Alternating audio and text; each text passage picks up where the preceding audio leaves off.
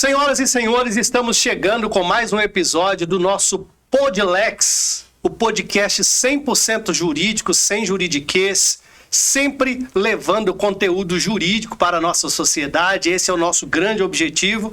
E hoje estamos aqui com um convidado mais que especial para tratar de um tema muito polêmico, mas também muito necessário para toda a nossa sociedade. E é com muito prazer, com muita honra que eu recebo hoje aqui o nosso grande amigo, o Wenderson Nunes, mais conhecido como Nunes, um grande amigo que nos abrilhanta e que nos honra muito com ter aceitado esse convite e estando aqui hoje para esse episódio do nosso Podlex. Meu amigo Nunes, muito bem-vindo. Muito obrigado, Damião, pela oportunidade. Obrigado, é uma honra para mim participar aqui do Podlex, que já está bem famoso e traz temas aí super interessantes. Conte com a minha participação sempre. Que maravilha, pessoal, muito bom. E hoje nós vamos trazer um tema que realmente é um tema muito necessário para a nossa sociedade, e eu diria que é um tema muito corajoso. E essa coragem, embora eu seja muito corajoso, mas essa coragem não foi minha. Até mesmo porque a gente deixa sempre muito aberto para os nossos convidados escolher o tema que eles querem falar. E hoje nós temos um tema que é muito importante para a nossa sociedade, extremamente importante, que é o ativismo judicial versus segurança jurídica. Mas antes de falarmos sobre o tema, eu gostaria que vocês conhecessem um pouco mais do nosso doutor Nunes. O doutor Wenderson Nunes é pós-graduado, ele é graduado e pós-graduado pela Faculdade IBMEC do Rio de Janeiro. Você torce pro Flamengo? Tenho uma grande simpatia pelo Flamengo. Não sou aquele torcedor nato, não. É como o Cruzeiro aqui em Minas, né? Então, o doutor Nunes é presidente da Comissão de Inscrição e Seleção da OAB Minas Gerais, conselheiro do Tribunal de Ética e Disciplina da Subseção da OAB de Contagem, integrante das comissões de Direito Imobiliário, Direito na Escola e Promoção da Igualdade Racial da Subseção de Contagem, e também é sócio e fundador do escritório W. Nunes Advocacia, com sede em Minas Gerais, e do escritório Nunes e Freitas Advogados, situado no Rio de Janeiro. Então nós temos aqui um grande advogado, super gabaritado, e para trazer um tema hoje que é, de fato, polêmico. Eu já vejo polêmico, porque quando fala de ativismo judiciário versus segurança jurídica, Nunes, eu já penso automaticamente no STF. Mas eu acho que a gente não vai entrar nesse primeiro momento no STF, eu não sei, né? Então eu gostaria de deixar para você aí essa bomba, você que vai desarmar ela ou vai detoná-la a partir de agora. Então fique à vontade, o que hoje nós vamos falar e por que a escolha desse tema para esse podcast. Vamos lá, Damião. Na realidade, nós estamos nos últimos... vamos colocar aqui 10 anos, né? No Brasil, nós estamos vivendo, de fato, vamos chamar de um turbilhão, enfraquecimento ou desacreditação mesmo, o descrédito da população em relação à maioria das instituições. Tá? E por que falar de ativismo judicial versus segurança jurídica? Falar entre advogados é uma coisa, falar para pessoas que estão, todas são letradas, pós-graduadas, que têm um conhecimento técnico é uma coisa.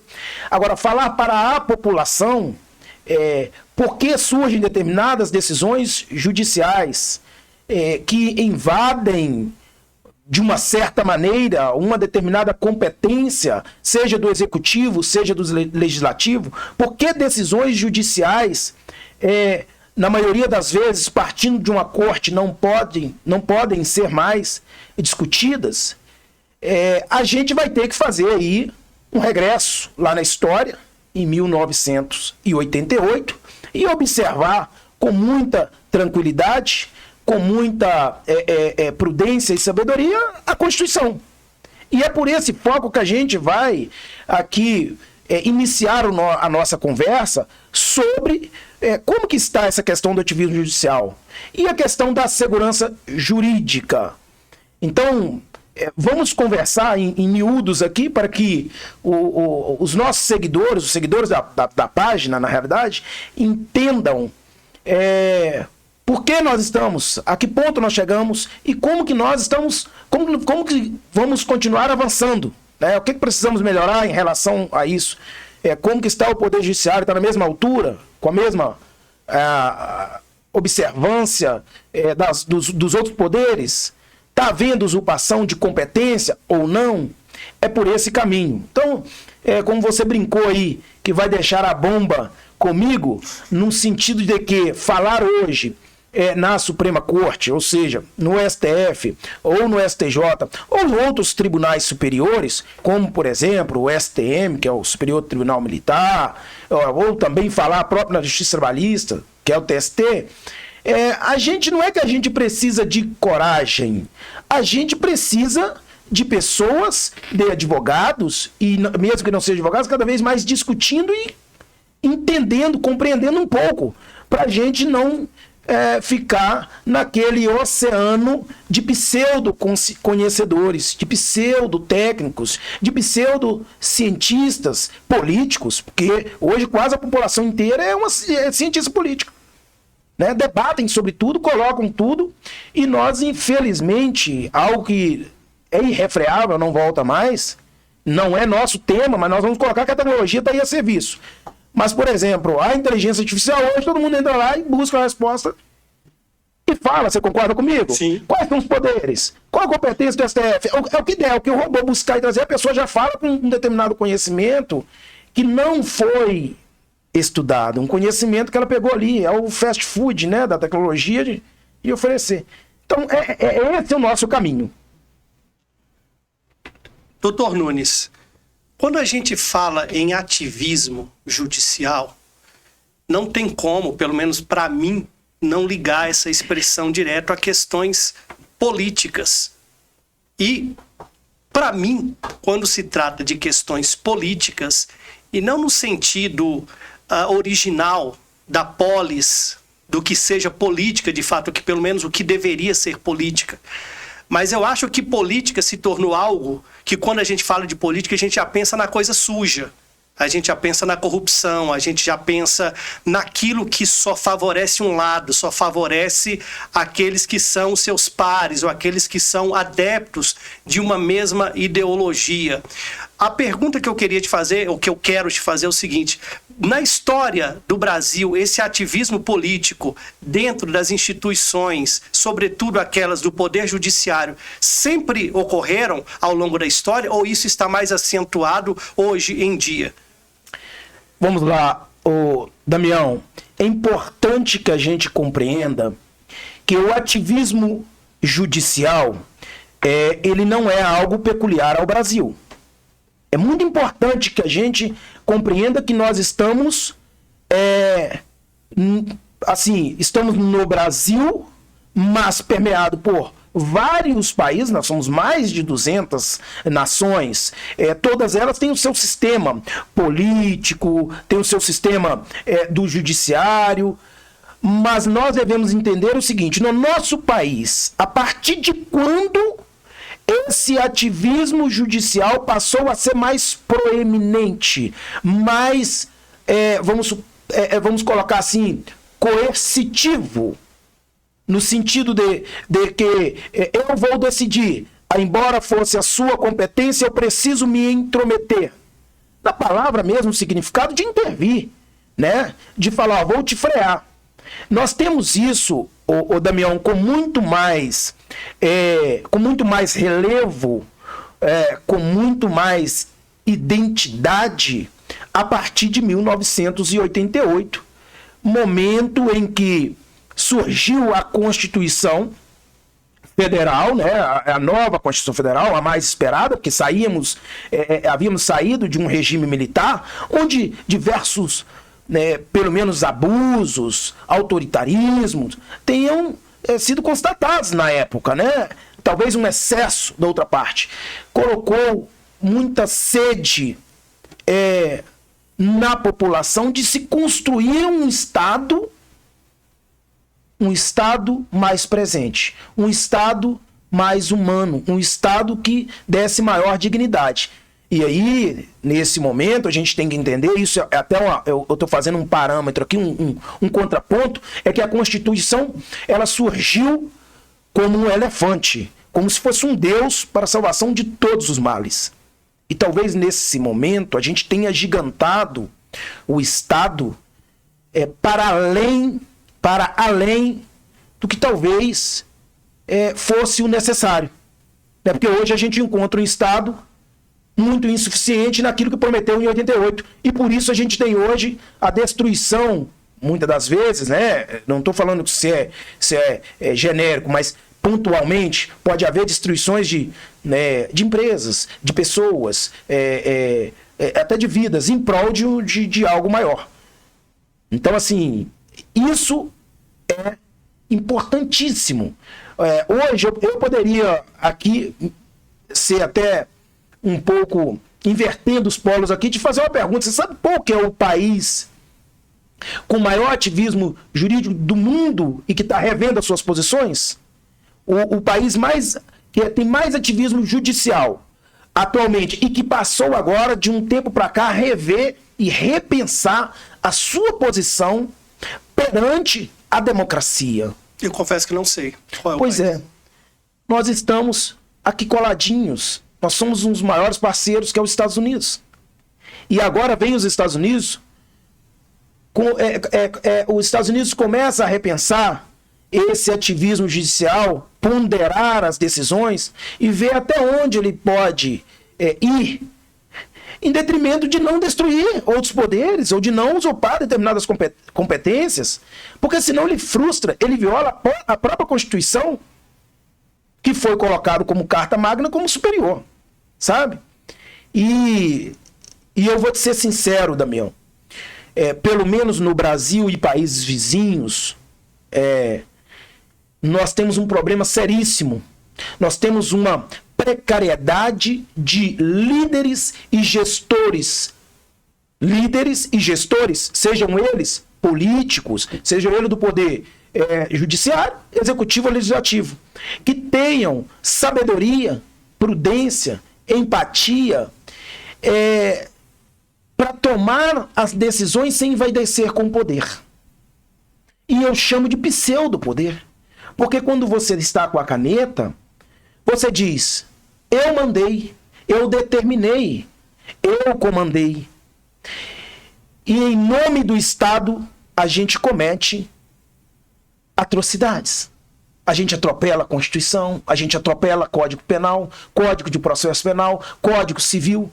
A gente rasga os manuscritos principais da legislação, que é uma Constituição que, embora tenha lá quase 200 emendas, nem sei se já chegou a isso, mas a nossa Constituição, que é uma coxa de retalho, sempre com emendas para melhorar, a gente acaba rasgando tudo. Então é um repensar.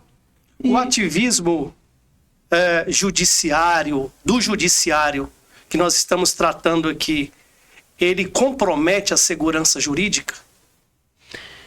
Eu tenho que ser franco, e essa pergunta lhe agradeço, porque é muito oportuna. Nos últimos 10 anos, nós estamos passando por uma...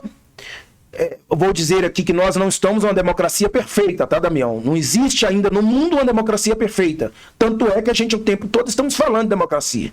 Mas é fato notório que nós estamos ainda em um dos países que desponta melhor para se viver em termos de garantias. Não, de garantias individuais e coletivas. Somos o país no mundo que mais tem legislação, mas também o que mais assegura direitos. É um dos que mais assegura direitos. Ocorre que, há mais de 10 anos, a segurança jurídica tem sido cara para o país. Mas ela tem sido cara para o país porque nós estamos tendo cada vez mais vaidade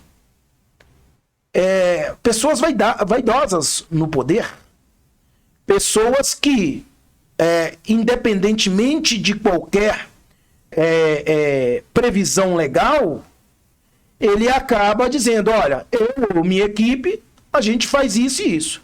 É óbvio, Damião, que precisa sim, o Estado tem que ser presente, o Estado não pode deixar os abusos frutificarem a ponto de colocar em xeque a nossa liberdade, os nossos direitos individuais, as instituições, concordam? Sim. Não pode ter brasileiro ameaçando as instituições.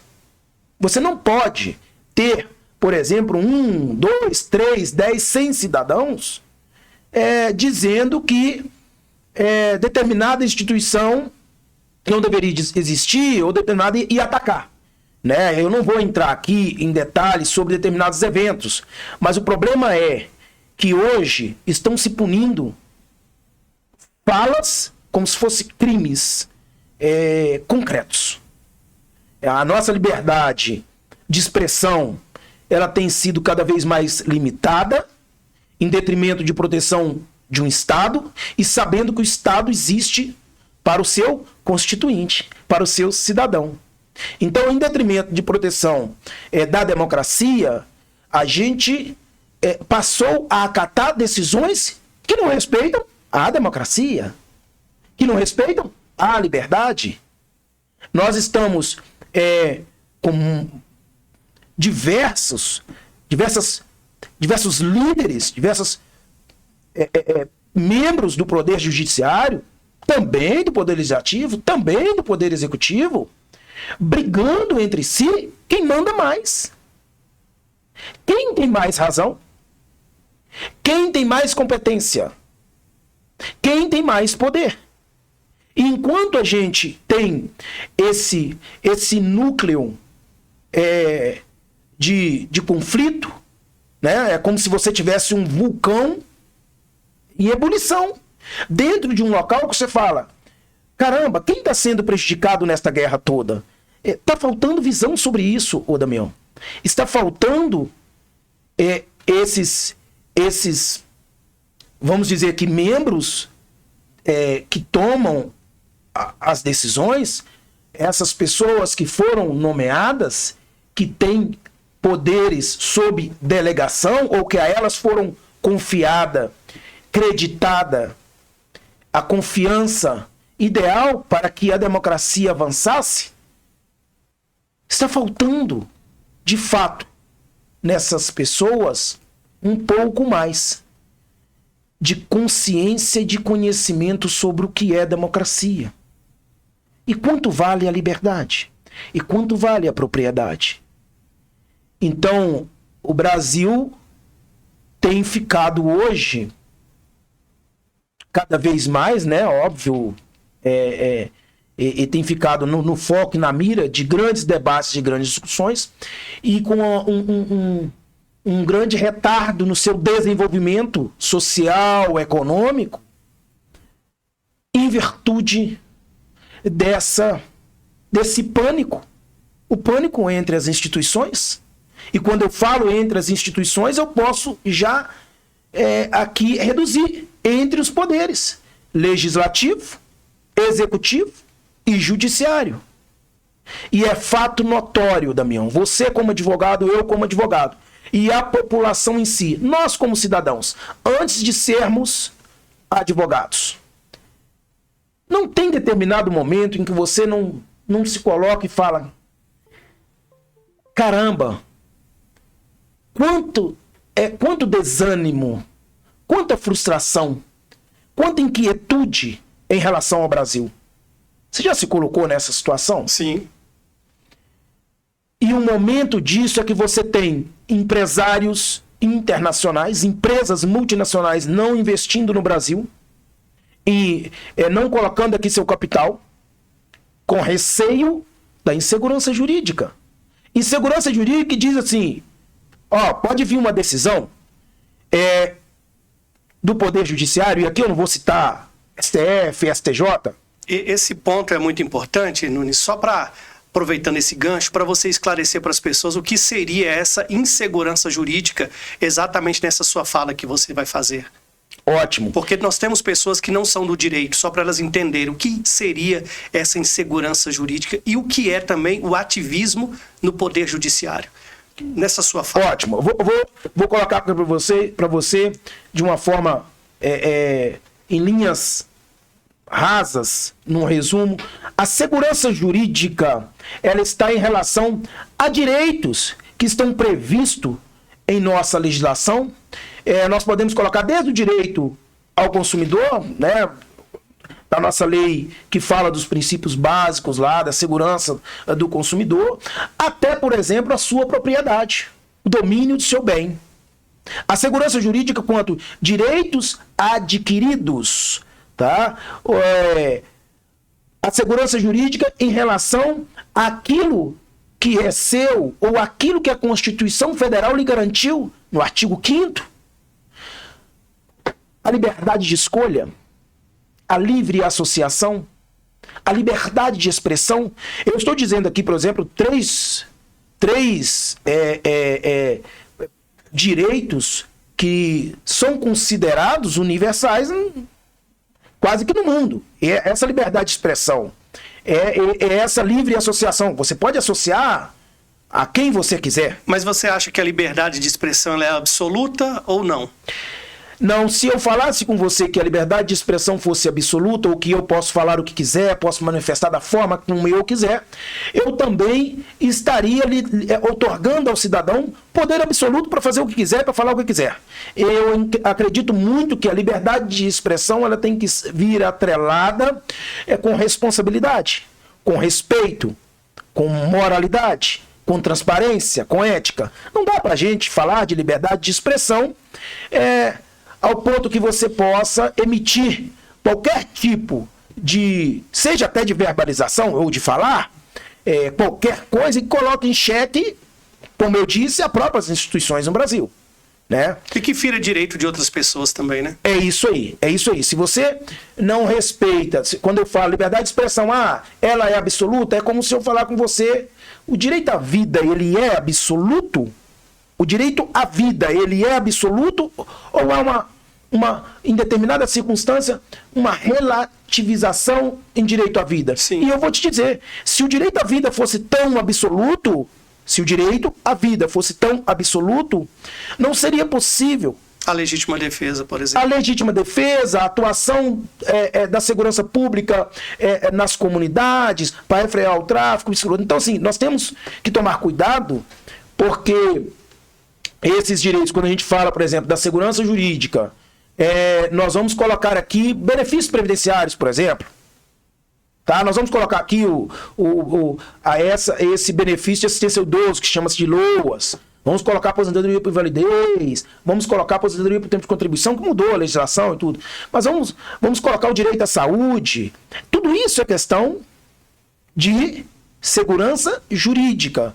Quando eu tenho, Damião, dizendo, por exemplo, em relação a um determinado investimento que você for fazer, e você fala assim, eu tenho medo, porque eu não sei, pode vir uma decisão judicial e retirar esse meu direito. O direito, por exemplo, de defender a sua propriedade, na maioria das circunstâncias, e conceder talvez alguém que invadiu, alguém que posseira, não, ele vai ficar lá, eu não consigo retirar. A gente sabe que há várias situações assim. Você fala, cadê a minha segurança jurídica? Segurança jurídica em relação, mesmo, Damião, de muitas decisões do próprio Poder Judiciário, que são anuladas, que são desconsideradas em julgamentos posteriores. Nós temos isso. Nós temos vários direitos que foram as duras penas adquiridas pelo próprio legislativo, né, na Câmara, no Senado, votação de lei. E temos hoje decisões judiciais que dizem, não pode, não vale. Não é dessa forma.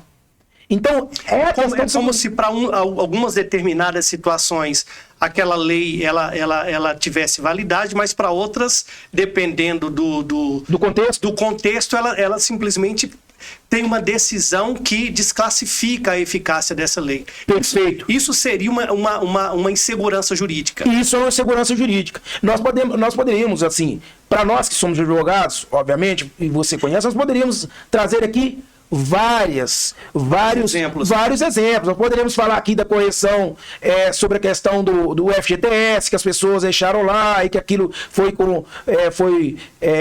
corrigido por um índice que não era legal. A revisão da vida toda, por exemplo, do INSS, que as contribuições elas são tomadas como base a partir de 1994, que foi quando foi constituído o Plano Real. E as pessoas que já contribuíam antes? Porque somente a partir dessas contribuições que são analisadas, né, o benefício. Então teve essa proposta da revisão da vida toda, que poderia aumentar um pouco o valor da aposentadoria das pessoas e que o STF decidiu por não acolher essa possibilidade da revisão da vida toda. Né, que seria, em tese, também um direito, mas que esse direito perdeu a eficácia.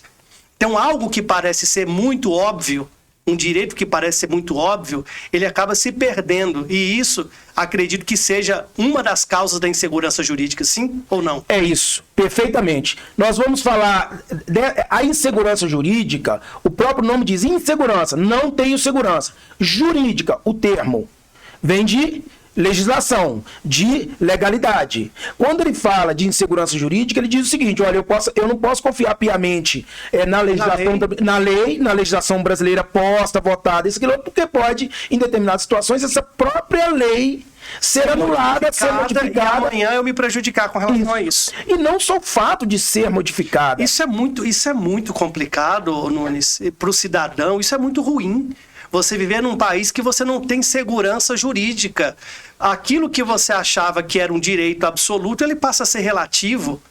E muito relativo, né? Ele passa a ser relativizado. Ele passa a ser relativizado. Eu vou te falar, por exemplo, as mudanças que vêm pelo Executivo hoje sobre a questão de criar novos impostos. Eles não estão pensando em reduzir a carga dos impostos ou a carga contributiva pelos cidadãos e empresas. Eles estão pensando em criar mais meios de encher o cofre ou de engordar o Estado, tá? De certo modo, eu não vou nem falar de enriquecer o Estado, que se fosse enriquecer o Estado seria bom, mas é criar formas de ter mais receita para gastar mais. Esse é o fato notório.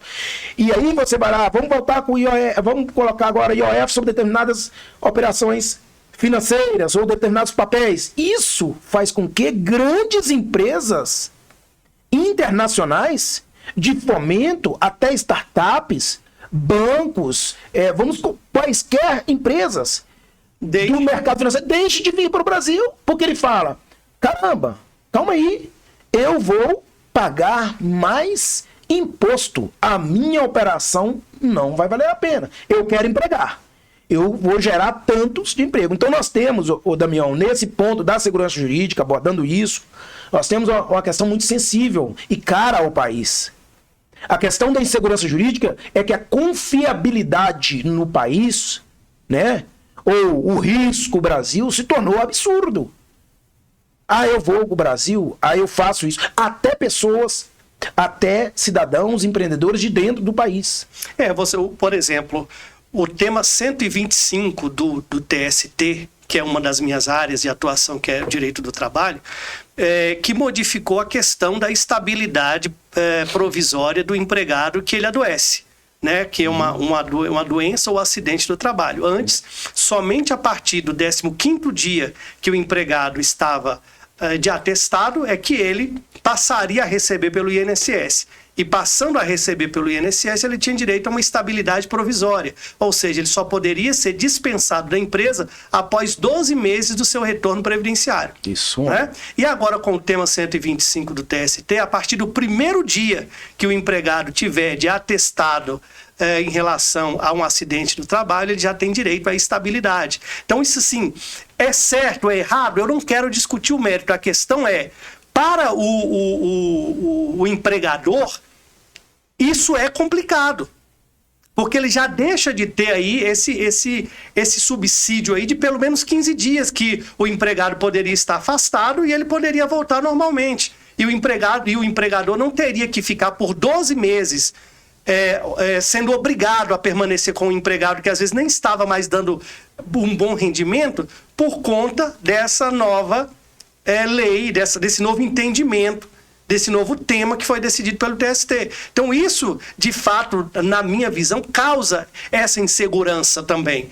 Né? Porque o cara ele já vai ficar também nessa questão. Eu não vou pensar duas vezes para contratar alguém que às vezes apresenta uma predisposição, né? Uma predisposição até mesmo para uma pessoa que tem alguma doença, digamos, algum problema de saúde, né? E aí por quê? Porque isso pode se agravar. Nós temos a causa e a concausa.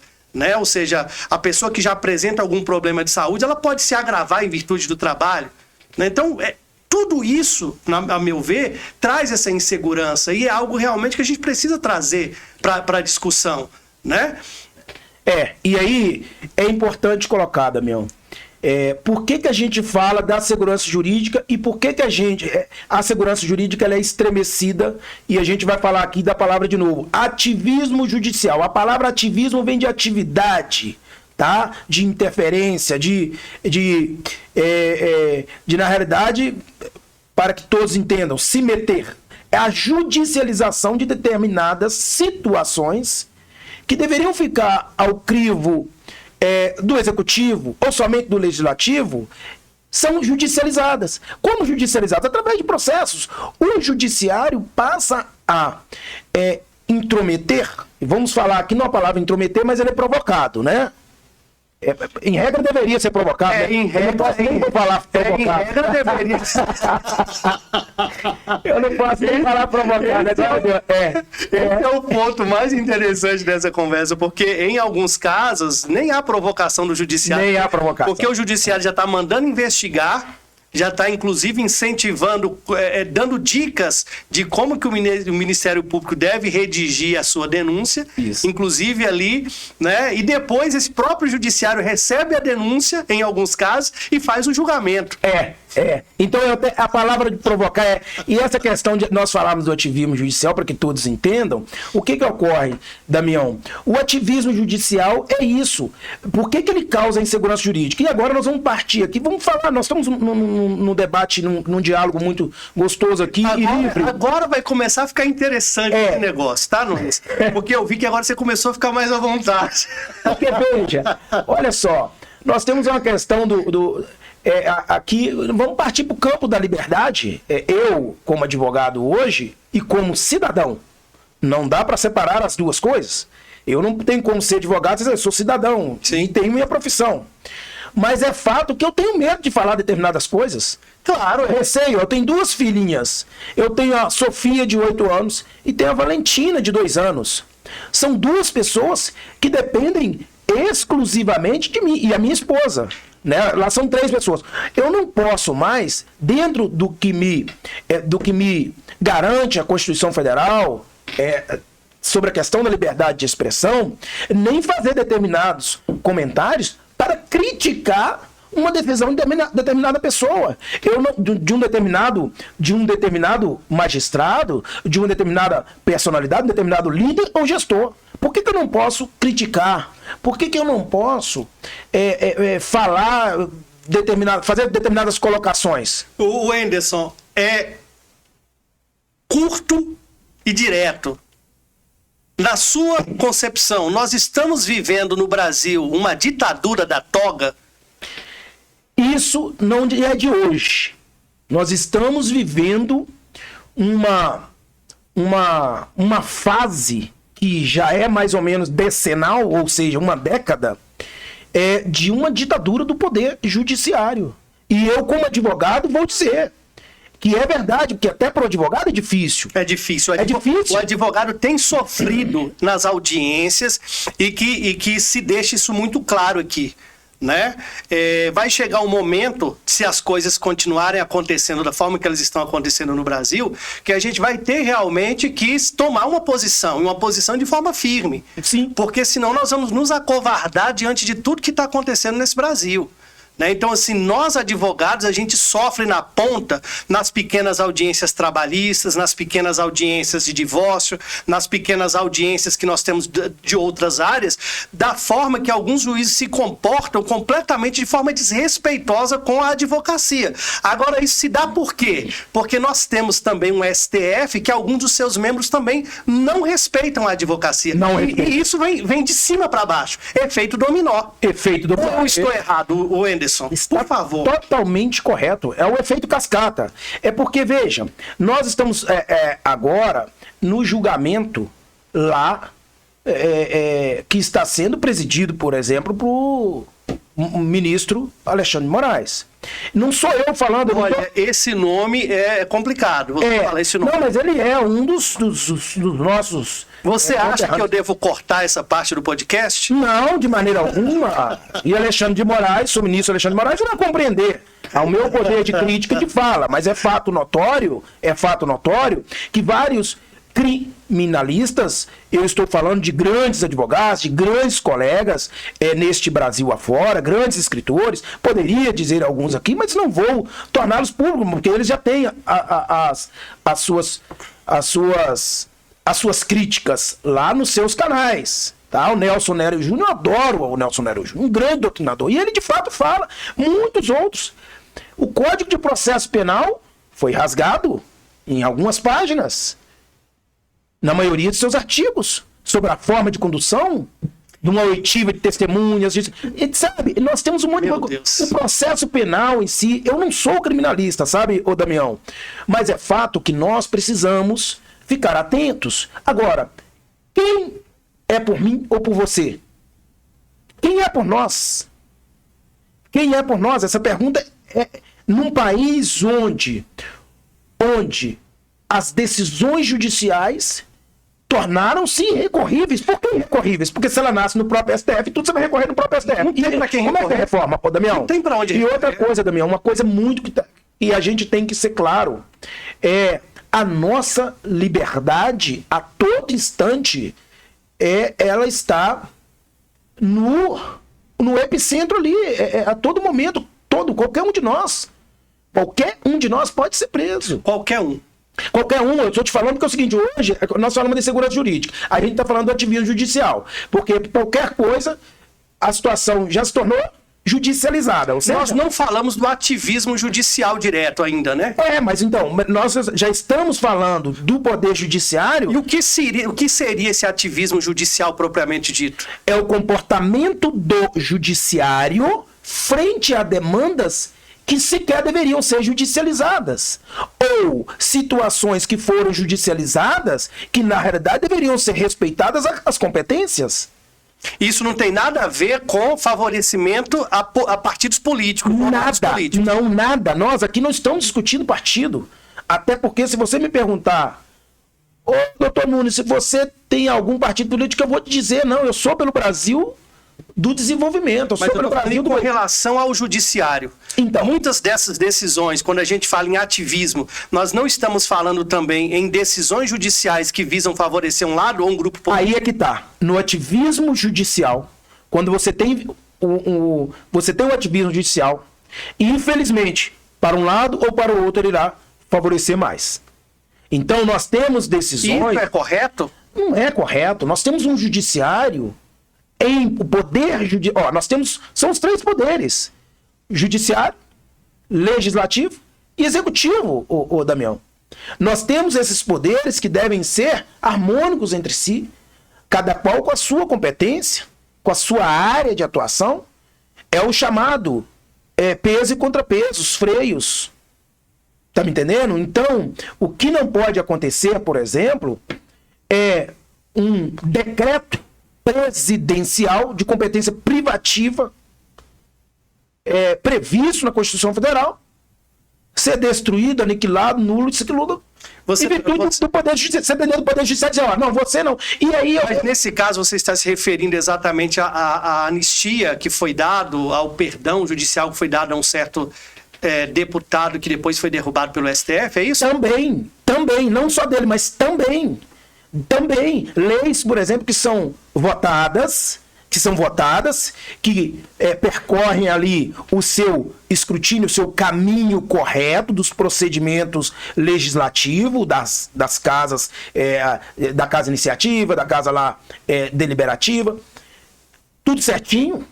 Ela é sancionada pelo presidente da República e depois o Poder Judiciário, vamos lá em cima, inconstitucional. Simplesmente. Essa lei é nisso, não, nisso, esse artigo é inconstitucional. E passou pelas casas legislativas. Que é quem tem o poder para legislar. Então, o que nós estamos tendo? Nós estamos tendo um poder judiciário que, de certa forma, ainda que insistam em dizer que não, estão inovando na legislação. Estão legislando ao invés de julgar.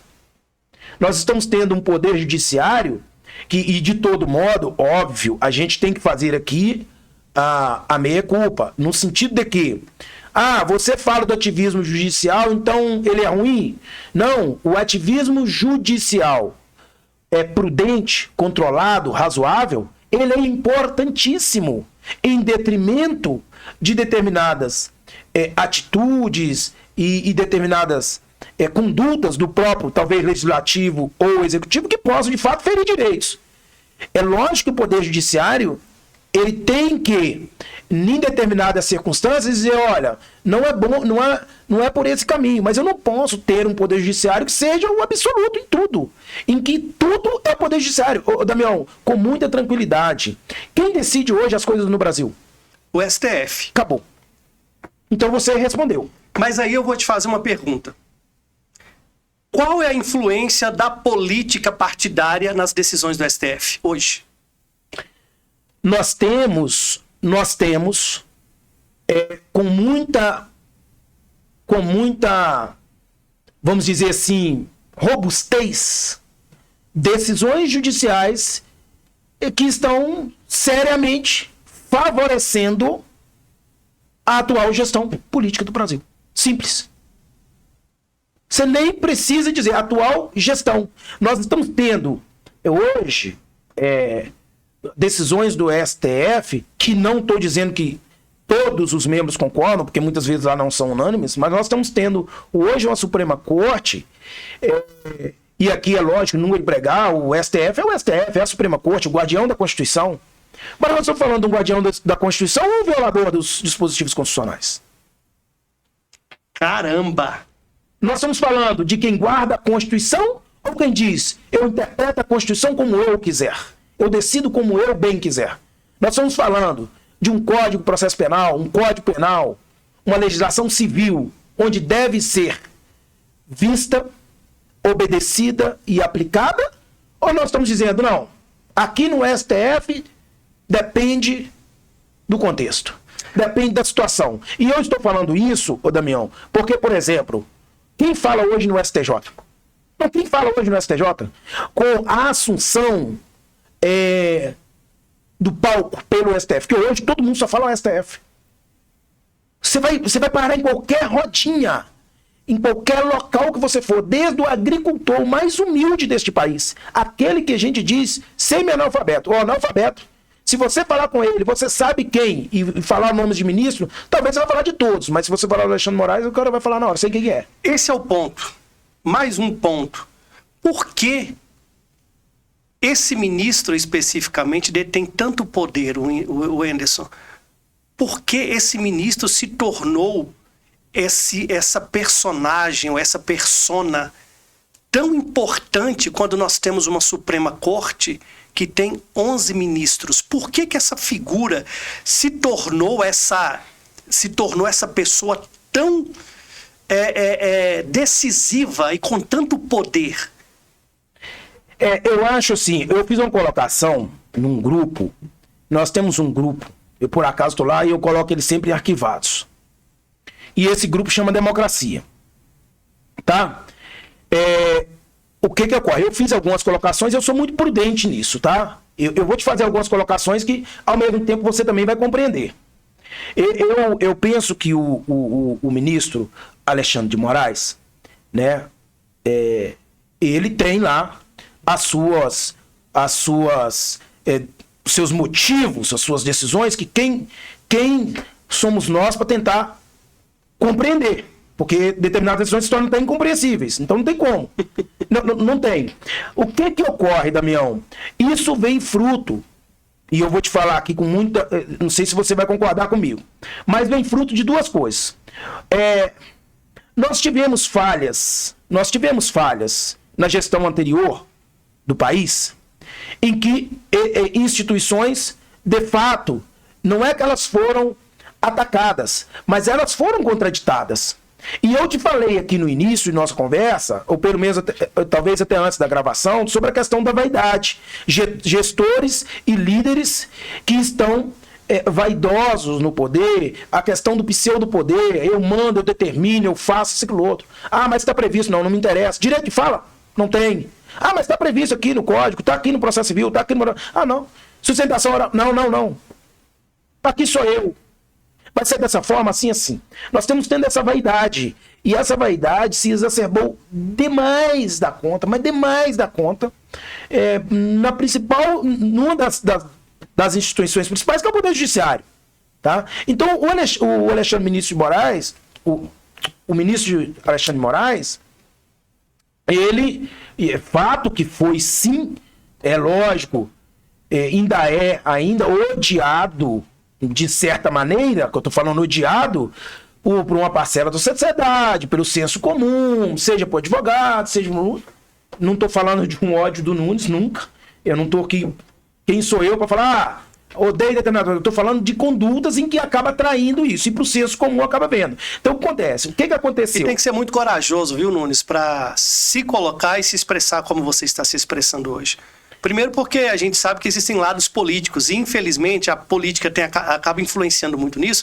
Por quê? Porque quem é de um determinado lado político é super a favor do Alexandre de Moraes. Isso. E, geralmente, quem é do outro lado político é contra. Isso. E quando você se posiciona como você está se posicionando aqui, é um risco que você também corre. Não um risco de ser preso, nem nada disso. Mas de simplesmente adquirir por parte de algumas pessoas também uma certa antipatia. Isso. Então, é corajoso da sua parte estar se posicionando assim. Mas a gente precisa, Damião, ter coragem, não só no Brasil, em qualquer parte do mundo.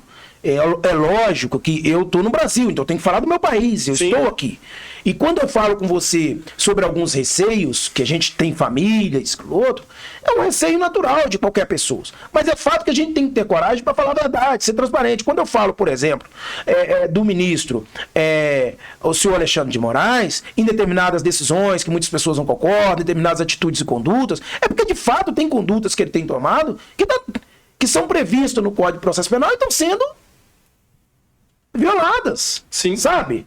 Estão sendo, como que nós vamos dizer aqui, deixadas de lado. Mas é fato notório também, Damião, que o ministro, ele tem sido, em virtude de suas decisões, em virtude de uma certa polarização, nós estamos vendo dois lados, nós vivemos no Brasil num extremismo. Seja o extremismo para a esquerda, seja o extremismo para a direita.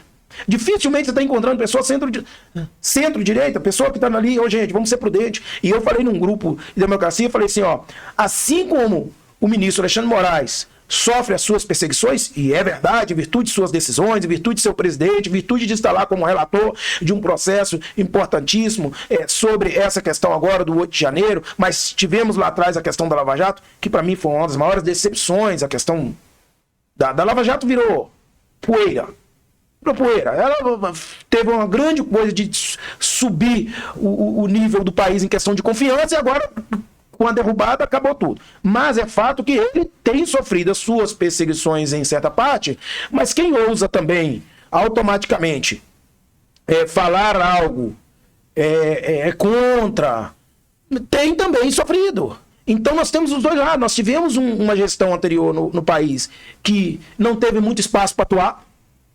Nós tivemos uma gestão presidencial anterior, e eu não falo aqui agora de minha vinculação a esse ou aquele ou aquele outro. Eu falo de falhas e eu falo de situações no país, como eu observei. Esse é o meu recorte da realidade, por isso as pessoas devem respeitar. As pessoas podem não concordar com nada que eu estou falando nesse podcast, mas é uma coisa que elas vão ter que respeitar a minha opinião.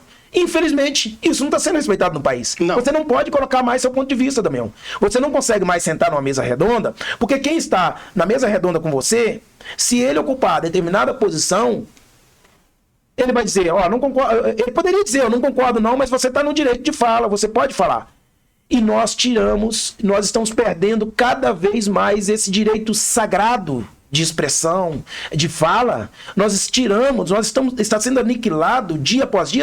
Eu já considero que praticamente perdemos a liberdade de expressão, de escolha.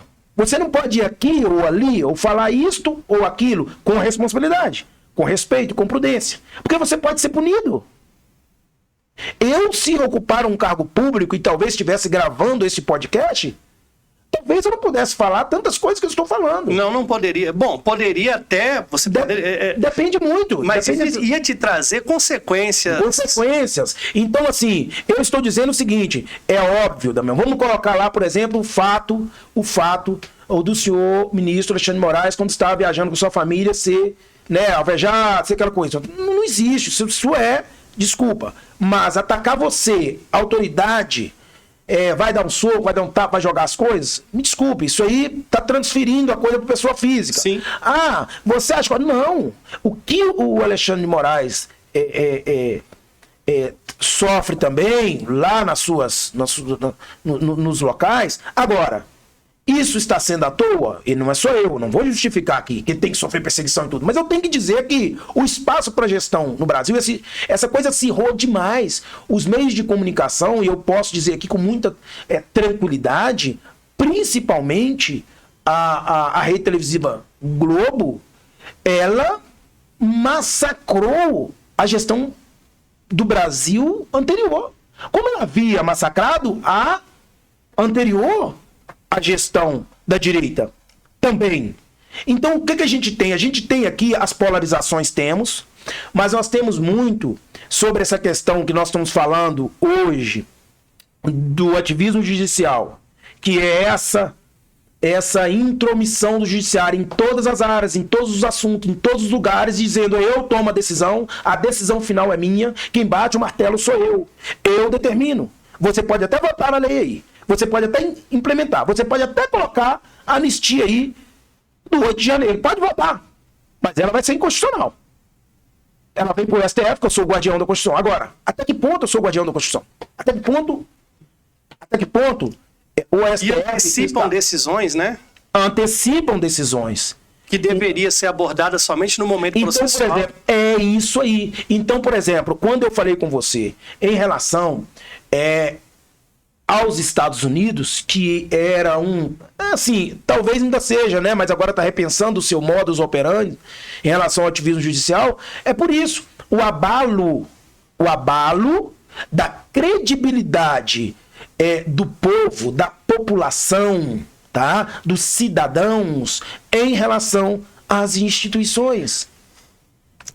Nunes, só te interrompendo, para que eu não perca esse fio da meada muito importante, a forma com que se constitui os membros do STF, Supremo Tribunal Federal, a Corte Suprema em matéria de dizer o direito no nosso país, certo? O guardião da Constituição é a última instância da justiça.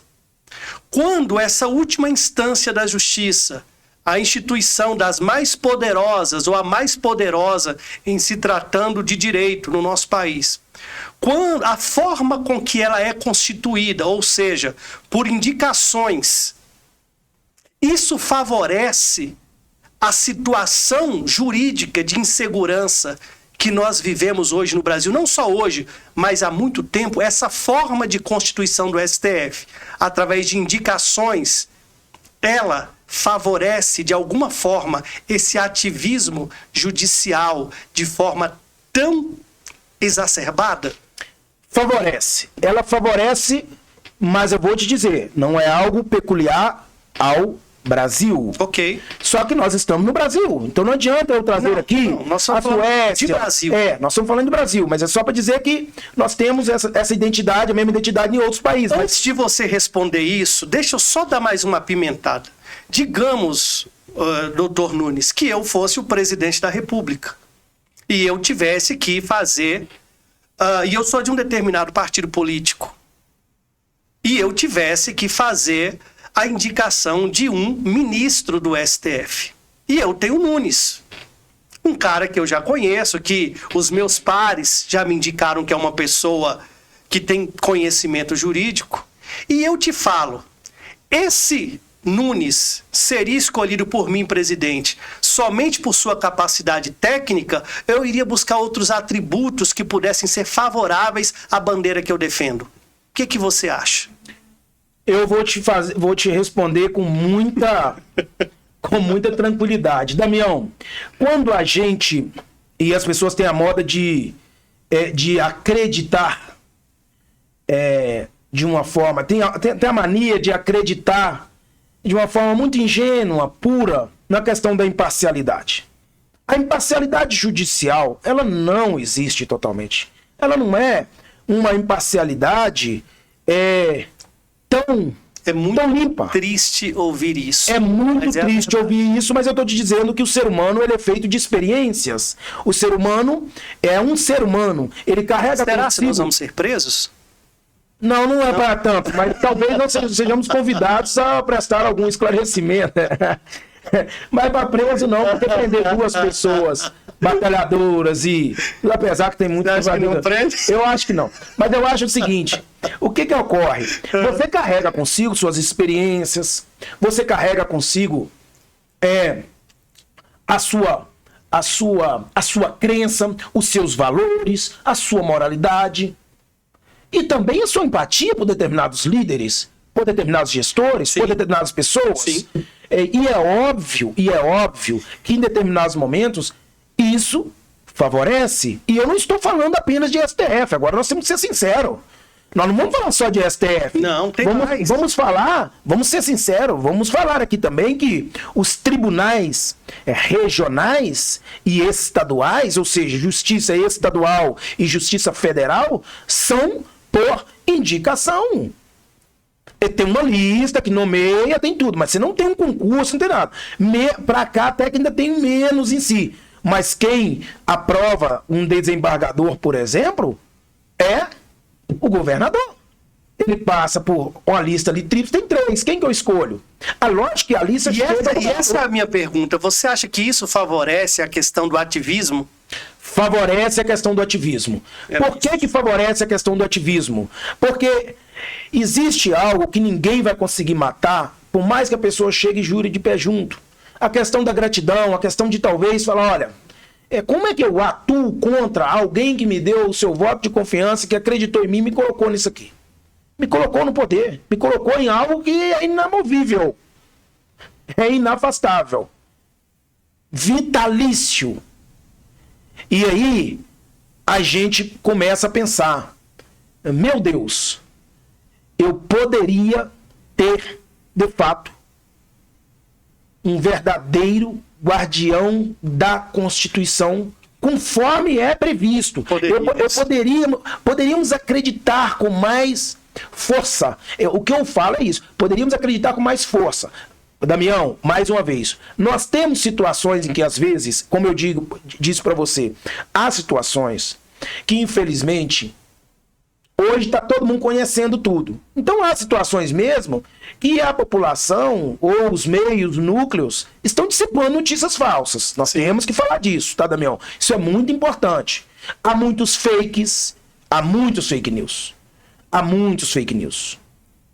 Há muitas situações que não são verdadeiras. Há muitas situações montadas na inteligência artificial com falas para juízes, ministros, que não são verdadeiras. Ou para gestores políticos, tá? Que não são verdadeiras. Tem essa parte? Tem. Só que aí, ao invés de a gente ter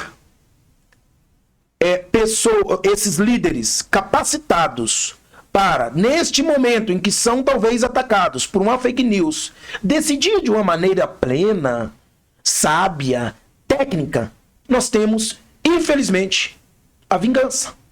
Vingança, que é coisa chula de, talvez, coisa de rua, vamos dizer assim, ou de pessoas que não deveriam estar onde está. Por que eu falo na vingança? Não é uma vingança física, mas é uma vingança técnica. Eu arrumo um jeito entre linha e eu vou te mostrar o quanto você vai pagar por aquilo que você falou, ou por aquilo que você remeteu à minha pessoa. Eu tenho uma vingança, e uma vingança que não é vingança, eu vou dizer, é uma vingança arquitetada. Tá me entendendo? Sim. É uma vingança. E aí, como é que nascem essas vinganças? Por meio de decisões judiciais. E não há uma chamada, tá, Damião, de conversa, da gente falar, vamos conversar, vamos discutir, vamos colocar na mesa redonda. Existe uma questão da perseguição. Claro. Isso é para várias pessoas. Eu tô dizendo porque nós nunca vivemos uma época em que o cidadão, e agora eu vou falar de cidadão, o cidadão de determinada liderança fosse tão perseguido. E aí, vamos lá, tem um lado A e B. Mas quem hoje não está no poder, está sendo perseguido. Quem estava no poder sofreu perseguições. Faltou conversas, faltou diálogos, faltou sabedoria. Faltou sabedoria. Você sabe que faltou sabedoria? Eu não posso colocar as instituições em confronto, em conflito, e eu não posso desacreditar as instituições. Isso Principalmente você fazer um carnaval todo que foi feito para depois, por exemplo, o mandatário anterior chegar diante do ministro Alexandre de Moraes, a meu ver, e se comportar da forma que ele se comportou na oitiva dele. Perfeitamente. Ridículo. É isso aí. Ridículo. Enfim, não queria entrar nessa questão tão política. Mas é porque eu vou falar que eu tinha que falar isso. Né? Divide instituições, cria todo esse caos para depois chegar no final e não sustentar aquilo que você diz. É isso aí. Então, o que a gente tem hoje? Um país que está sendo... E aí eu vou falar quem perde a população, tá, Damião? Sim. As pessoas do poder, não. Os gestores, os líderes não estão fazendo a vida deles. Até mesmo porque como que vai perder com a grana que esses caras recebem? Se o bicho pegar aqui no Brasil, eu vou embora para outro país. Agora, uma pessoa que ganha um salário mínimo, o cara que ganha 5 mil reais, tem condição de fazer isso hoje no Brasil? Não tem. Não tem. Hoje você tem aluguéis aí de 3 mil reais numa casa simples. O cara ganha 5. Como que ele vai conseguir? Não pode. Então, assim, Damião, esse papo, esse debate nosso que é tão bacana. É salutar. É muito salutar, porque a população, que precisa compreender. Nós temos uma coisa muito importante, tá, Damião? E aí a gente tem que tomar cuidado. Acho que vão xingar a gente nas mas eu acho assim, um lado ou o outro, o extremismo, em qualquer lugar do mundo, seja para A ou para B, ele é um câncer. Ele é uma doença. Por que ele é uma doença? Ele é destrutível. O extremismo nunca favoreceu nenhum de seus lados. A parcimônia, sim. O diálogo, sim. A conversa estreita, sim. O diálogo franco, respeitoso, com responsabilidade, sim. Mas o extremismo, em qualquer parte do mundo, sempre foi pivô de guerras. Sabe? Sim. Ou, se você falar Rússia ou Ucrânia, se você falar Israel ou Palestina, a questão não é essa. Nós temos guerras no mundo por isso. Extremismo. O extremismo latente. E nós estamos vivendo. Nós estamos vivendo a ponto, Damião, de você não poder chegar num amigo seu que você pode perder amizade. Nós temos aqui no Brasil várias famílias que se dividiram por questões políticas. Olha o nível que nós chegamos. Por questão política. Por você falar, eu me identifico com a política da bandeira vermelha ou do PT, ou me identifico com a bandeira verde e amarelo, que é uma identidade da direita, né? E você tem também um meio termo, o cara fala, sou centrão aqui, mas vamos lá, mas você tá... Então, essa figura aí da sensatez, ela praticamente não está existindo. Não está existindo. Por que ela não existe? Porque, infelizmente, nós fomos adoecidos por um extremismo. Ou você está no A ou você está no B. Você não pode estar entre os dois com uma reflexão.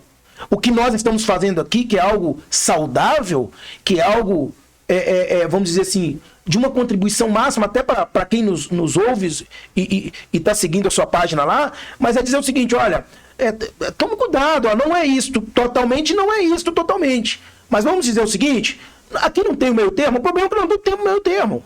Atualmente, é você apontar, é você criticar, é aberto processo, ou você vai ser representado. Nós estamos falando aqui, por exemplo, no ministro Alexandre de Moraes. Nós poderíamos estar falando do ministro Fux, sobre decisões dele, do Fachin, de quaisquer outros ministros. Por que nós estamos falando do ministro Alexandre de Moraes? Ele é responsável pela guerra no mundo, é responsável pela guerra no Brasil? Não, nós não estamos falando disso. Nós estamos falando de hoje um ministro do STF que é responsável, né, por dos grandes processos no Brasil, sobre essa questão do golpe, vem a questão da Lava Jato, então assim, deram muita ênfase, porque para deveria ter, né? Isso que está tornando o negócio ridículo. Ridículo. É o tamanho do espetáculo. O tamanho do espetáculo. Tá bom? É o tamanho do espetáculo. O que isso virou? E o que as pessoas estão fazendo com isso? A nossa de estar abordando isso aqui hoje. Mas é necessário. Nós transformamos o Brasil, nós pegamos determinados acontecimentos no Brasil e jogamos ele no ventilador e transformamos esse evento um espetáculo que vai dizer quase que político. Algo que seria, de uma forma muito simples falando, desde a Grécia Antiga, isso seria, por exemplo, um evento político, que se tornou um evento. O judiciário se tornou hoje... Tem determinadas situações que não deveriam estar sendo nem pautadas, nem discutidas. Nem pautadas, nem discutidas no judiciário. E aí, Nunes, como nós estamos tendo essa conversa muito franca, muito aberta, e como prova dessa nossa sinceridade, que eu acho que isso é perceptível por quem está nos assistindo, por quem está acompanhando o Podlex, eu queria dar uma pimentada nisso e trazer um tema muito sensível também. Vamos lá. Não é nem tema, é uma colocação muito sensível e eu não sei se eu poderia chamar isso de meia-culpa.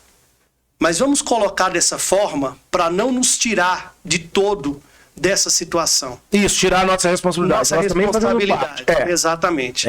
Hoje eu sou um membro da diretoria da OAB, da nossa subseção de Contagem. Você hoje é um membro também da OAB estadual e também da OAB aqui de Contagem. Isso.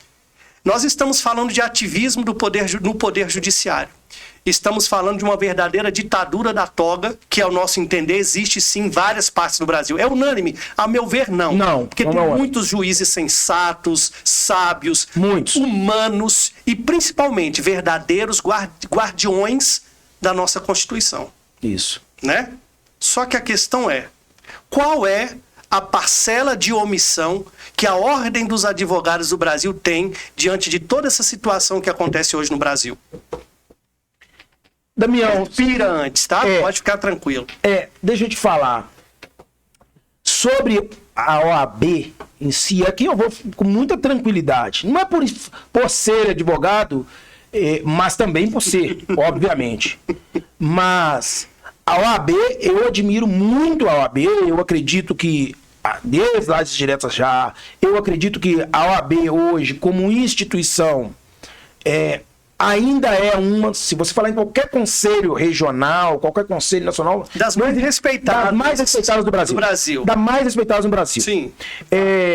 Eu vejo que a OAB tem tentado, e veja a minha colocação, ela tem tentado de uma forma franca a fazer com que muitas decisões judiciais fossem revistas, não fossem aplicadas. Estou falando ao nível que eu acompanho. Te falo, por exemplo, o que a OAB Mineira tem feito em relação à sustentação oral, que é a questão sobre o direito do advogado de sustentar. Te falo sobre as questões das prerrogativas. Só que o que eu entendo que falta? E aí eu não vou chamar de uma omissão, mas eu falo que falta, e aí eu tenho que voltar nisso. O que falta é o Poder Judiciário respeitar essa instituição. E você vai me dizer assim, ué, Nunes, mas como é que respeita? Eu vou te dizer a mesma coisa. Ô, Damião, se o juiz te der uma decisão e ele falar, você pode recorrer onde for, mas ela não vai mudar, eu falo, você continua nadando com seus braços irão cansar, você vai morrer afogado. O que eu digo para você é que ao mesmo tempo que a gente talvez possa perceber numa fresta de omissão de uma determinada instituição, principalmente a OAB que está lá, que muita gente fala, é omissa, não faz, eu já entendo que, apesar dos rogos, dos gritos e da resistência, por vezes, a OAB, em determinados momentos, continua sendo ignorada, continua sendo desconsiderada por autoridades que são inscritas na própria OAB, que foram advogadas e que não estão, talvez, temporariamente advogados, ok? Porque ministros do STF que se aposentam voltam a advogar, ministro do STJ, sejam delegados, e eu te falo isso com tranquilidade, porque talvez o que a gente encare como uma omissão é dizer, tá, mas se eu for lá, né, tem um presidente do Conselho Federal da OAB, lá, e que vai ao STF e fala, olha, aquele negócio do recolhimento dos celulares, por exemplo, em que o ministro Zanin pediu, a OAB foi lá, fez isso, eles passam, dá uma desculpa, pede não sei o que, não vai acontecer mais, mas já aconteceu. O que eu penso, de maneira muito tranquila, é que a OAB, embora a instituição das mais respeitadas, que é o epicentro de grandes debates, é que acresce o Brasil a conquistas e a preservação de grandes, vamos dizer assim, de grandes não, na verdade, da maioria dos direitos, não é verdade? Sim. A OAB que pode, num determinado momento, falar, opa, calma aí, você está prendendo um advogado, outro dia teve delegado prender os advogados. Então, todo momento tem um repúdio, tem isso. A OAB teria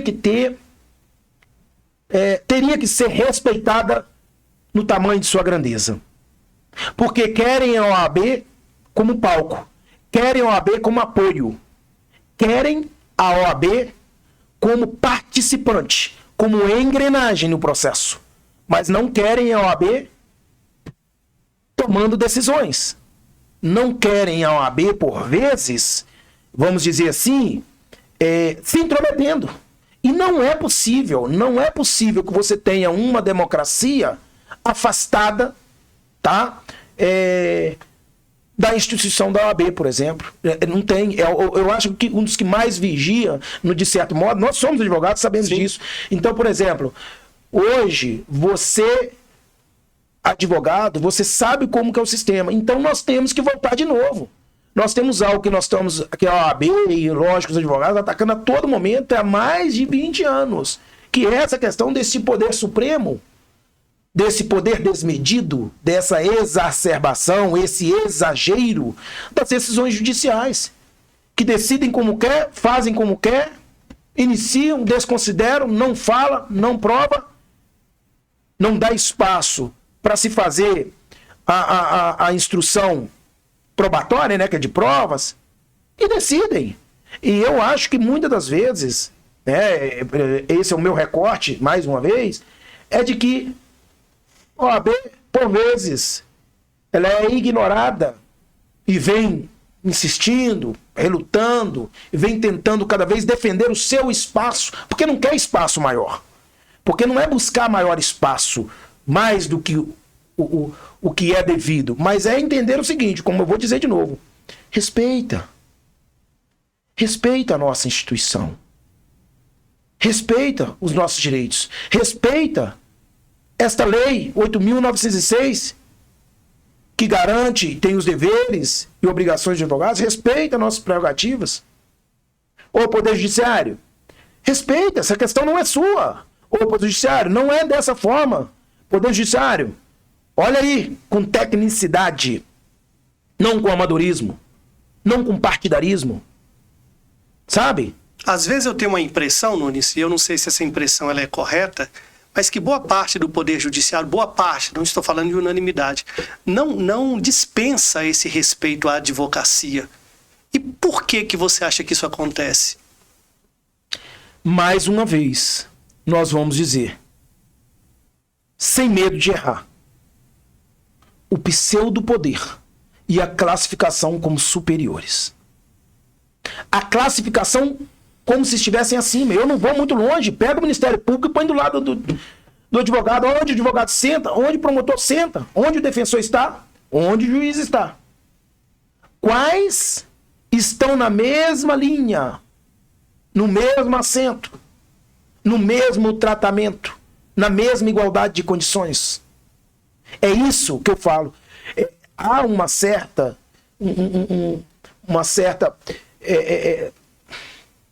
um certo exagero, é um desrespeito, e fragilizam cada vez mais direitos previstos, legalmente previstos, está na legislação.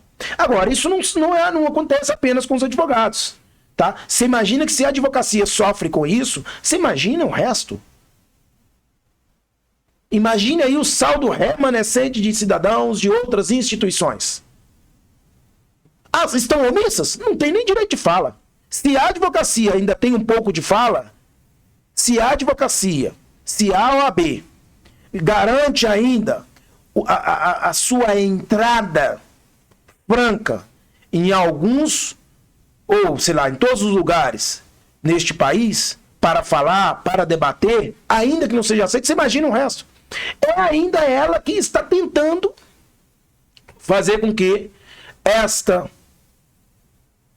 quase democracia continue caminhando e sonhando com uma democracia mais concreta e menos enfadonha e menos pseudo. Ficta, né? Que é fictícia. Sabe? Uma democracia onde se respeita a liberdade, se respeita a liberdade de expressão, o direito de ir e vir, se respeita a propriedade, se respeita o local que você está, suas opiniões, seus desejos, sua forma de viver, desde que não prejudique terceiros. E aí a gente poderia ficar aqui debatendo dias e dias, meses, com este tema sobre intervenção do Poder Judiciário, que é isso que eu tive, intervenção dos poderes judiciários nas questões políticas, nas questões eminentemente políticas, porque hoje o gestor político está sem braços e sem pernas para, de fato, decidir, porque qualquer decisão que ele está tomando está sendo, por vezes, freada. Ah, mas é porque é ruim. Não, é porque não pode assim, não pode aquilo outro. Aquilo que era do crivo de competência privativa, do legislativo, do executivo, muitas das vezes está sendo... Então, assim, eu não estou tirando, nunca vou tirar a importância da Suprema Corte. Eu nunca. Jamais. Nós estamos falando aqui de situações pontuais e em determinados momentos, ai da população, se não fosse talvez a Suprema Corte, a gente poderia citar aqui um monte de decisões que foram benéficas, que, né, a gente tem isso, tem vários precedentes. A gente tem um Supremo Tribunal Federal que ele está lá na Constituição e que de fato tem que ser o guardião da Constituição. Mas entenda, até que ponto nós estamos de fato guardando e resguardando a Constituição. Esse é o poder de reflexão. Esse é o poder. Não é supremo por ser supremo ou é supremo pelo grau de sua responsabilidade? É supremo para mandar, determinar a qualquer preço, a qualquer soita? Sabe? É isso, é essa a questão. Então, assim, a coragem que o cidadão tem que ter é continuar não falando qualquer coisa, mas continuar com o seu poder crítico. Não ter medo de falar, de ir e vir, de questionar, porque hoje as pessoas estão cada vez mais caladas, Damião. Sim. Está acontecendo isso no nosso meio, está acontecendo na população em geral. O medo. Todo mundo está com medo de ser preso, de responder processo criminal, Porque... Por crime de opinião. Por crime de opinião. Por crime de opinião. E eu não estou falando aqui um crime de opinião, Damião, que ele seja prejudicial, que ele seja que viole direito de outras pessoas. Que viole direito de outras pessoas, né? Que tende a reclassificar pessoas, colocando... Não, a gente não, cuidado. Aí a gente tem que ter cuidado também com essa opinião, óbvio. Aquilo que você disse, ele é absoluto? Não é. Mas nós temos uma população hoje, em detrimento das últimas decisões judiciais, principalmente as decisões do STF, que o cidadão comum e até grandes empreendedores têm medo. E eu estou falando de medo. Medo porque não tem mais aquela questão de primeiro eu vou te ouvir, você está sendo indiciado, está aqui, é acusado, vai ter instrução, isso e aquilo outro, mas não tem mais o respeito máximo ao princípio da inocência, até que se prove o contrário. Você sabe por quê, Damião? Porque na primeira decisão já te prende logo e pronto, acabou, já começa, ó. Ou então antes dela, primeiro eu vou prender. E nós temos vários, nós temos isso. Então, essa é a questão. A questão nossa está presa literalmente a um medo de um monstro que, veja, ao medo de, não de um monstro, né, mas de uma forma como colocaram o STF, ou em determinadas decisões, o STF tem aparecido, ou tem, como é que eu vou dizer, se identificado para o cidadão comum. Não para eu, advogado, posso sentir desanimado, frustrado, pequeno, e sentir assim, sabe, agoniado, amargurado por determinadas decisões judiciais que a gente conhece, o pouco que conhece da legislação, porque a legislação brasileira é uma das maiores do mundo, não dá para você conhecer ela, né, a completude dela. Só que quando veio a decisão que você vai lá comparar, você fala, mas como é que decidiram dessa forma? Como é que ficaram? As autoridades, eu estou falando de autoridades, estão com medo de tomar determinadas decisões. Estou falando também de autoridades. E eu posso falar de autoridades do próprio judiciário. Eu poderia citar para vocês aqui magistrados que perderam o cargo, que deram suas opiniões. Poderia citar. A gente não cabe trazer isso aqui, mas é fato notório que o medo se tornou a maior espada, que eu vou te dizer, para destruir. A maior espada, quem está empunhando essa espada do medo são principalmente atores da Suprema Corte, vamos dizer isso. Que deveriam ser atores de justiça, né? É isso. Então, assim, essa é uma questão sensível, de debate. Não é uma questão de você acusar, mas o que você acha que eu estou decidindo errado? Não é o que eu acho que eu estou decidindo errado. O que as decisões vêm transformando. Essas decisões nasceram. E como é que elas... Você está me entendendo? Entendi. Então, a sociedade, para ser, de fato, atingisse a democracia, tanto que a gente fala em democracia, em qual democracia? Que democracia é essa que você não pode falar, não pode ser seu direito de opinião, não pode se associar a alguém, não pode se identificar com esse ou aquele lado, não pode... Você está me entendendo? Sim. Então cabe esse poder, essa reflexão. Cabe essa reflexão. Entender que nós unidos somos muito mais fortes. E precisamos de pessoas, de cidadãos com coragem, né? Para poder transformar o país, pelo menos continuar e dispor como nós estamos expondo. E dispor, é isso aí. Estamos chegando ao final, mas antes de finalizarmos aqui o nosso bate-papo de hoje, eu queria te perguntar o seguinte: se essa forma que hoje as instâncias superiores da justiça fosse modificada, uma espécie de reforma do judiciário, muitos dos nossos problemas, como o que nós falamos aqui, poderiam ser resolvidos. Por exemplo, a instituição de concursos públicos para desembargadores e ministros? De certa forma, Damião, em parte, eu concordo. Eu acredito que a probabilidade de pelo menos aproximarmos mais da imparcialidade seria maior. Porque uma vez que você toma determinada decisão e que você diz, não tem problema porque eu sou concursado, eu posso tomar essa decisão, aquela decisão, porque para aqui eu cheguei com mérito, eu não tenho padrinho, eu cheguei pelo mérito e não pelo favor político de A ou de B, a coisa mudaria. quando a gente tem, num determinado momento, uma determinada autoridade, que ela chegou ali por mérito, esforço, que ela foi concursada, eu acho que a cantiga seria um pouco diferente. Seria uma cantiga mais afinada. Soaria dali, vamos dizer, que uma sinfonia um pouco mais eloquente, no sentido de agradável e de razoável, e de atender um pouco mais os anseios e a expectativa dos cidadãos, da sociedade. Tá? Então, eu penso com muita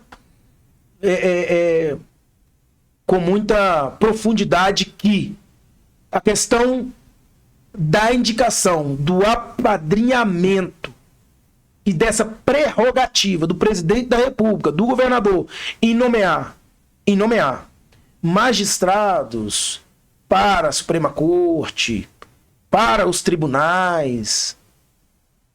Posso falar com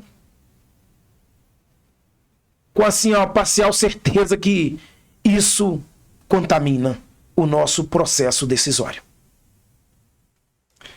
Senhoras e senhores, estamos chegando ao final desse bate-papo maravilhoso e tão corajoso que tivemos aqui hoje, Dr. Wenderson Nunes. Eu quero agradecer imensamente a sua vinda aqui hoje ao nosso podcast, ao nosso projeto, cujo objetivo é esse, é de alguma forma levar um pouquinho de conhecimento jurídico e levar um pouquinho daquilo que algumas pessoas ainda se prendem na necessidade de se falar a verdade sobre determinadas situações.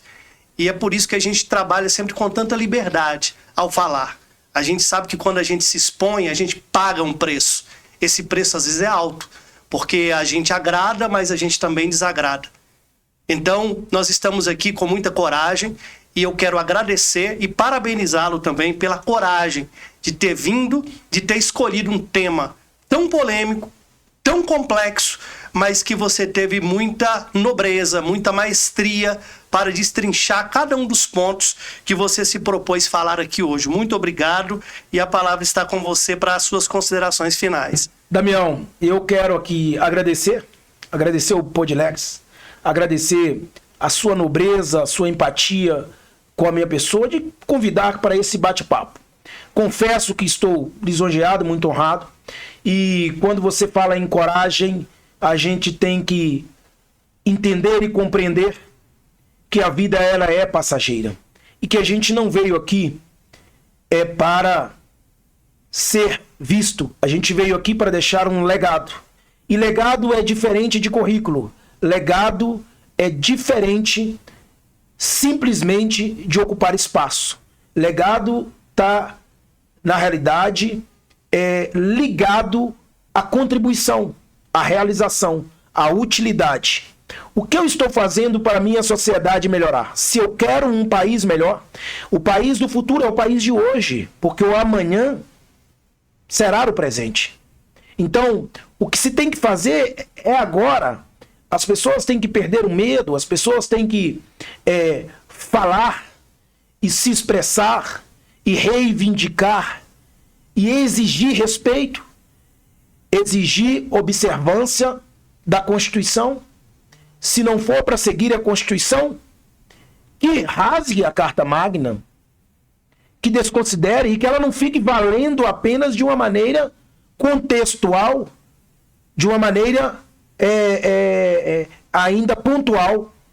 Nós precisamos, Damião, para uma sociedade melhor, de mais empatia, de mais nobreza, de mais prudência, de mais sabedoria, de mais gestão, de mais tecnicidade, de mais imparcialidade. A gente vive num país em que as pessoas fizeram do Estado a sua casa. Fizeram do Estado a sua poltrona individual particular. E usam a roupagem do Estado como eu posso te dizer, como um colete à prova de balas. Para dizer, aqui quem está decidindo é o Estado. E em nome do Estado cometem, por vezes, atrocidades. Atropelam a legislação. Rasgam determinados decretos, leis, e deixam de cumprir a missão principal, que é há de verdadeiramente respeitar a ordem pública, respeitar os direitos do povo, respeitar a própria Constituição. E o nosso questionamento, nosso debate vem de encontro a isso. E a gente tem que ter coragem para falar. Você sabe por quê? Porque você tem filhos, eu tenho filhos. Qual é a contribuição que eu vou deixar para os meus filhos? Qual o país? Qual foi o meu papel? Porque daqui a pouco não estarei aqui. Então, o que o Nunes fez como advogado, como cidadão, ele foi apenas um marginal, no sentido de viver marginalizado, à margem? Ele foi apenas um coadjuvante? Ou ele esteve lá participando de forma ativa? Então, o recado que eu deixo é para todos que estão seguindo a página, para qualquer pessoa que tiver acesso a esse debate nosso, a essa reflexão, é que não tenha medo, é que tenha coragem, é que tenha prudência, é que saiba o que está falando, é que não ataque pessoas por determinadas bandeiras, é que tome suas posições, é que sentem em suas cadeiras, mas que também tenha sempre empatia e não usurpem de seu cargo, de sua função em nome do Estado para cometer determinados atos, para tomar determinadas decisões com pano de fundo de que é o melhor.